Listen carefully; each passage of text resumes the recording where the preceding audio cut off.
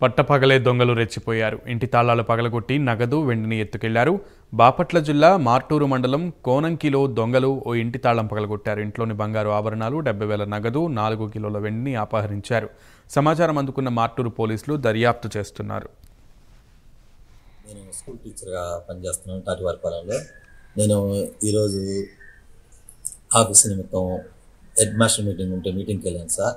2 గంటలప్పుడు ఇంటి దగ్గరికి వచ్చి చూసినప్పుడు తాళాలు వేస్తున్నాయి. కానీ 2 తర్వాత మా మేడం కూడా స్కూల్ టీచరు, ఆమె వచ్చి చూసేసరికి తాళాలు పగలగొట్టున్నాయి. నాకు ఫోన్ చేసింది. అమ్మతో మా మీటింగ్లో నుంచి అర్ధంతరంగా రావడం జరిగింది. ఈ మీటింగ్ అర్ధంతరంగా రావడం జరిగింది. వచ్చి చూసేసరికి తాళాలు పగలగొట్టి ఫ్రంట్ డోర్ని పగలగొట్టి లోపలికి ప్రవేశించారు సార్. వెండి వస్తువులు, బంగారము, క్యాష్ కొంత పోయింది. దాదాపుగా నా అంచనా ప్రకారం 7 లక్షల విలువైన వస్తువులు పోయినాయని నిర్ధారణకు వచ్చాను. నేను స్కూల్ టీచర్గా పనిచేస్తున్నాను తాటివారిపాలెంలో. నేను ఈరోజు ఆఫీస్ నిమిత్తం హెడ్ మాస్టర్ మీటింగ్ ఉంటే మీటింగ్కి వెళ్ళాను సార్. 2 గంటలప్పుడు ఇంటి దగ్గరికి వచ్చి చూసినప్పుడు తాళాలు వేస్తున్నాయి. కానీ 2 తర్వాత మా మేడం కూడా స్కూల్ టీచరు, ఆమె వచ్చి చూసేసరికి తాళాలు పగలగొట్టున్నాయి.